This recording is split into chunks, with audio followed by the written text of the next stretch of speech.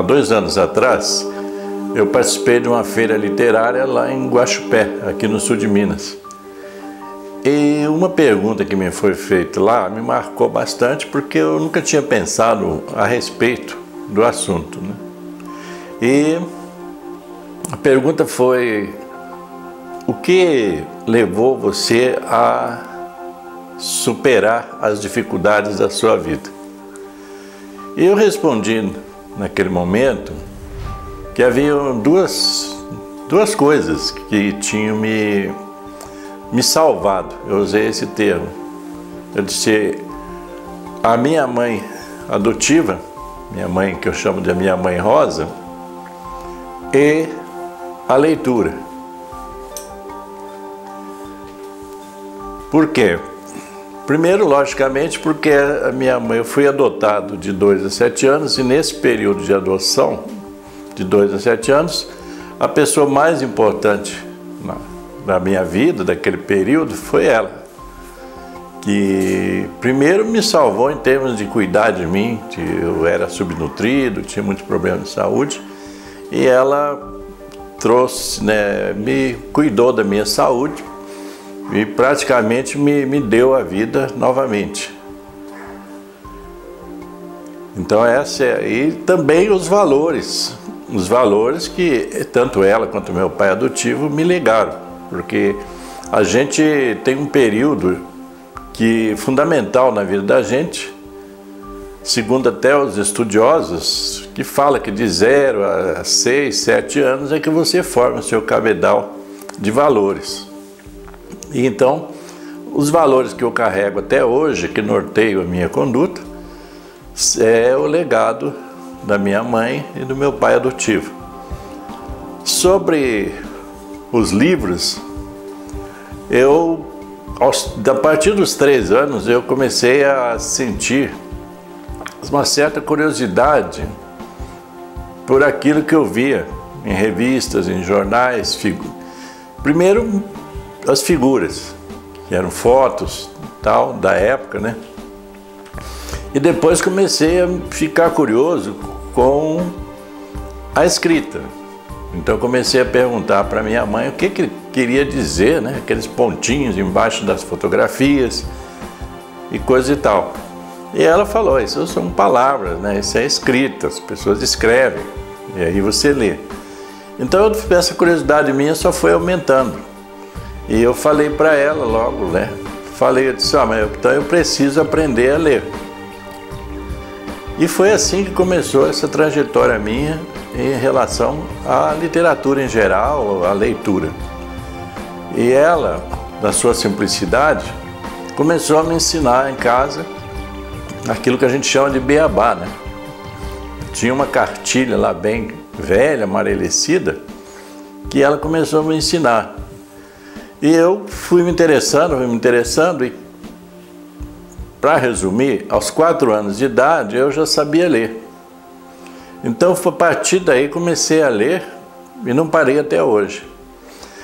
E a leitura, ela foi fundamental na minha vida para abrir horizontes, para que eu entendesse que existia um universo muito mais amplo do que aquele em que eu vivia. Então eu comecei, logicamente, você começa a exercitar a sua imaginação, como foi o que aconteceu comigo, através de livros. Livros, né? Alguns infantis, outros infanto-juvenis, enfim, eu comecei a ler de tudo. Lia recortes de jornais, de revistas, e interessante que isso foi muito bom, porque na família eu fui muito estimulado a continuar lendo. Então eu era praticamente a atração da família quando se tratava de mostrar que sabia ler. E depois eu entrei na escola, aos 6 anos de idade, eu entrei na escola primária na época, e já cheguei sabendo ler. Então eu tinha assim uma adoração.